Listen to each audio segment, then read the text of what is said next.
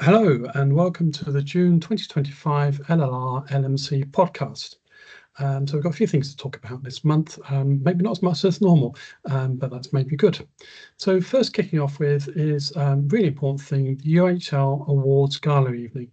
Now, we've participated in this as our second year that UHL have agreed to give a prestigious award to a GP nominated by peers, and it will be presented at a fantabulous gala evening. So please do recognise a colleague and let the LMC know.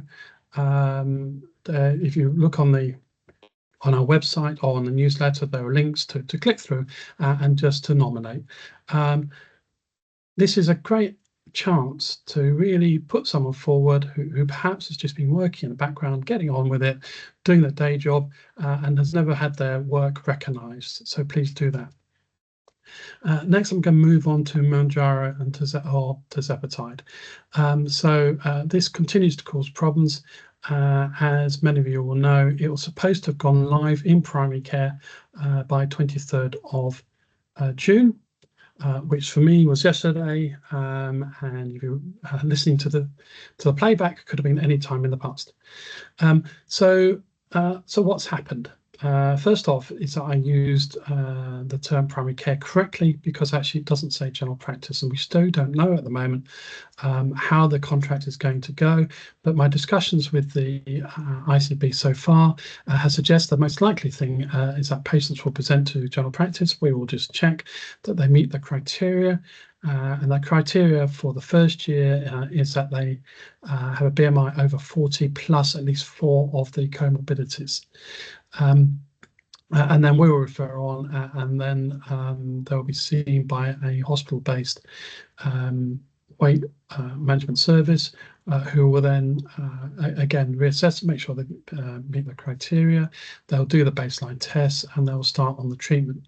Now, the funding is only for 425 patients in the first year in LLR, and the estimate that there probably is more patients than that come to meet the criteria, but it depends on how many come forward and get referred.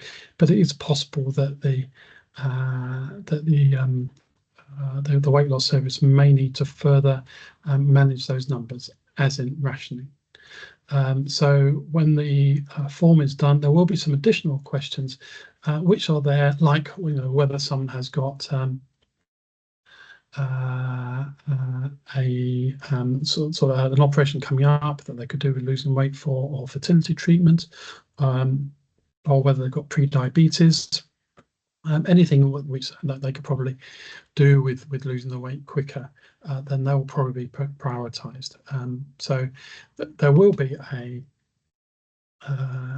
form to fill in, obviously trying to keep it simple. And as the MC advice, you don't need to use a form. You can just do a formal letter. Just make sure it's got the same information within it. So we have actually updated a leaflet for patients.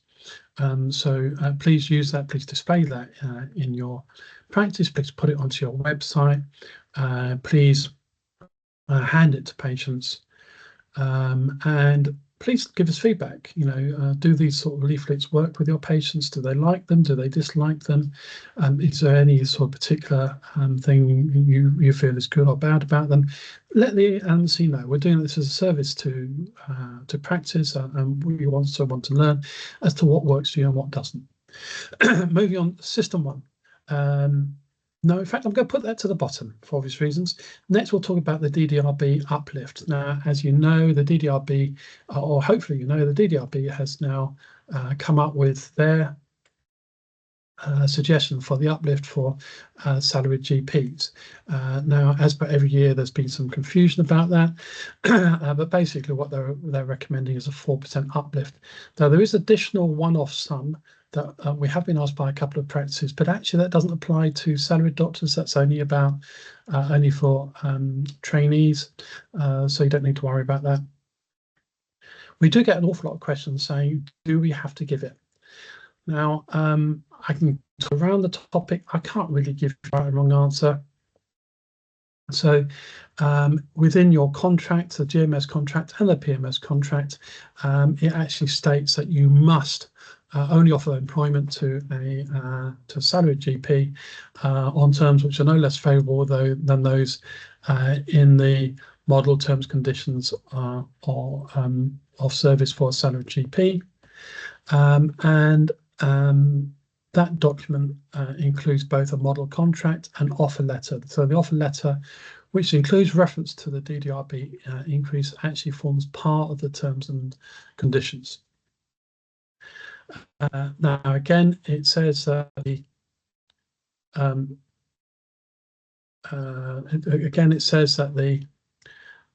terms have to be no less favourable. But what does that mean in reality?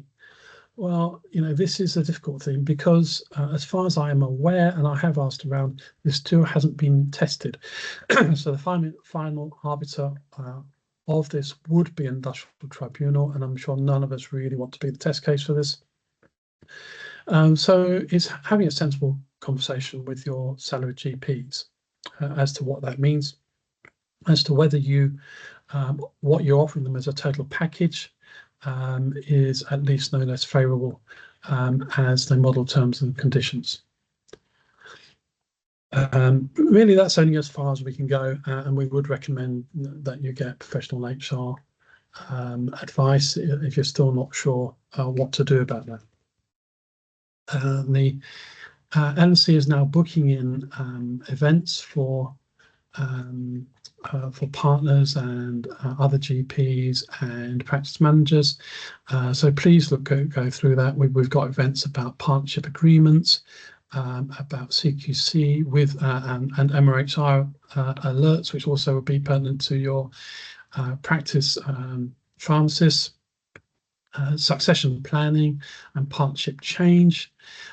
So do look at those and do book in for them. We've got others in the pipeline, which we'll tell you about once we've got them booked in. But if there is any sort of event that we haven't covered and you think would be helpful, then again, let us know, and we will put it on as quick as we can, really. Yes, so I've left System 1 to the end, so that means that anyone who is not a System 1 user, if you're EMIS, then feel free to go now, because none of the podcast is about you.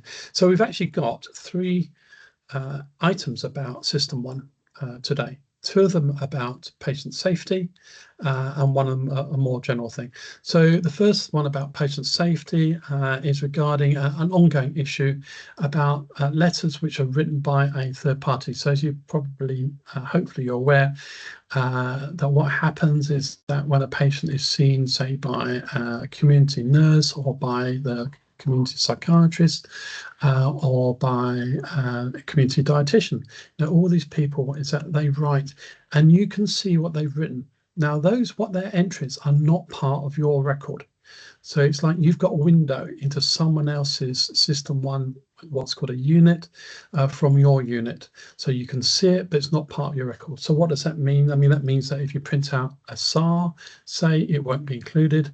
If that record is transferred via GP to another practice, again, that part will not be transferred. So this is important then if the person has written a letter. Because if they write a letter and just leave it within that entry, then as GPs, we do not know it's there. We can see if you're trawling through, but because it's not been sent to us, it hasn't appeared in our workflow, then we don't know it's there. Now, this was pointed out to the ICB or their predecessors in 2018, and ever since then they've been working on a solution, so-called. There is a solution coming up, which I think is robust and is as good as probably we can get. But of course, that doesn't undone what's happened in the past. So the estimate is probably about 100,000 letters have been written by clinicians, not in general practice, and not sent to the general practice. Now, a lot of these will be purely for information. A lot of these will have been copied to the patient, so hopefully they would have brought it to your attention if something hadn't happened. But it's important to keep an eye out for it. Now, as a LMC, we obviously are really concerned about where the liability sits. And I've had an initial discussion with a lawyer, and having talked through it, they're not sure. So we've asked them to look into it. We are going to commission a formal legal opinion from them. And once I've had that, obviously we will then sort of share that with practices. But at the moment, just be aware that this is happening and it may cause a risk. Something along these lines actually led to a complaint in my own practice. And I think it's just by luck that some patient hasn't come to harm somewhere in LLR because of this. So be vigilant. The other thing that the ICB is trying to do, they say they've got agreement in principle, but they're trying to get what they're calling a letter of candor from the owners of the other units to basically say that they have made the mistake, and therefore if there's any case to answer a complaint or anything, that general practice can use that letter to demonstrate to whoever that the error wasn't on behalf of general practice, but it was on behalf of the other unit. Right, the second System 1 issue is about NHS app. Now, I've got to be grateful to the Barwell and Hollycroft practice for picking this up. Now, you may remember that in the LMC previous advice regarding private companies wanting to prescribe Mounjaro, tirzepatide or Ozempic or whatever, that we suggested that one option would be to suggest to the company that they asked to see the NHS app of the patient, which should give them the information. But this is where the problem occurs, because although the NHS app was supposed to have demonstrated or given in a line under the health record health conditions, it doesn't in System 1. Now, we thought there might be an error, thought it might be something which was just happened by due to some update or whatever.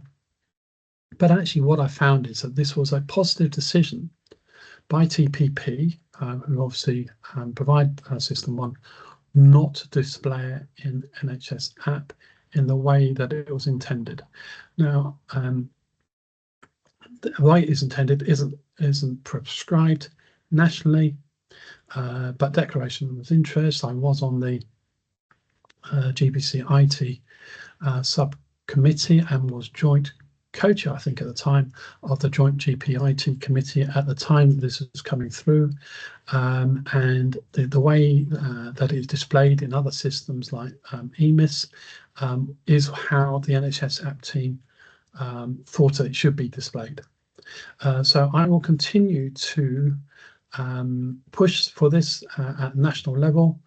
This has been escalated very rapidly to the highest echelons in what's left of NHS England, and I hope we will be able to persuade TPP to actually have a proper system. There is a case that's been reported to me that a patient who was planning to be prescribed weight reducing drugs from a private company, they were shown the patient's NHS app, but because the conditions weren't there, they didn't actually pick up the fact that the patient was diagnosed with bulimia, and therefore they didn't look into it any further before just prescribing the drug. So again, just something to be careful. Right, the next System 1 isn't System 1's fault. This is to do with the pilot, which has been, and we're now LLR ICB area have now been chosen to be one of the first areas to have the new automatic auto registration of patients to be rolled out. Now, what this means is that when a patient uses the online GMS1 form. I can't remember what it's now called electronically, so forgive me. But when they use the online form, instead of that form, once it's populated, being sent to your admin for your admin to process, that it automatically creates the patient record. Now, when I saw this, I thought, yeah, this actually looks like a good development, and will save lots of admin time. But of course, the issue comes is what happens if that patient is one that you do not want to be registered. So say if it's a patient that you removed from your list a month ago because they were just being obnoxious or they were abusing your services, or say if it's a member of staff or first degree relative and your policy is that you don't register members of staff, or even a GP working with you. For all these reasons, there will be a legitimate reason why the practice would not want to register these patients. Now, what they're telling me is that they have actually thought about this. They've thought about this and decided at the moment to do nothing. So what happens, that patient will register with you, and then you'll need to remove them. You'll need to remove them using the normal processes. Now, I think that the reason why you'd want to remove them is very reasonable for any of the ones that I was just talking about. So I don't think there's be an issue that NHS England would try and block it or anything. But of course, you're then stuck with that patient for 8 days. You have to provide care to that patient for 8 days, a patient who, for whatever reason, should not have been registered with you. Now, I have fed this back to the national team who are developing this system, but I have also fed it back through to the BMA and to the RCGP Health Informatics Group as an issue, and I hope that a solution will be found to it. But in the meantime, it's up to you whether you register for the service or not, but just to be aware that if you do, they just have that little glitch. So you need to be looking out for that. Perhaps drop a patient list or find some way of annotating it so that if they do re-register with you, your admin team can pick it up sooner rather than later. Okay. Just a final thing that I forgot to add in earlier, that the BMA is running a survey about premises. Now, we all know that GP premises are on a dire strain. Even our Darcy report picked up on this. And although there is a minute amount of money that is now coming through as what's called the business as usual fund on a yearly basis, and that we have the UMF fund, which we're going to get a new tranche each year for 5 years. That's going to be a pure drop in the ocean for what's needed to get the estate up to scratch. So please complete the survey, give the BMA the information that they need to be able to negotiate improvements with the Department of Health. So do please look at that and fill that in. And that's all I've got for today. So I wish you well, and I hope to be back with you in a month's time. Thank you. Bye then.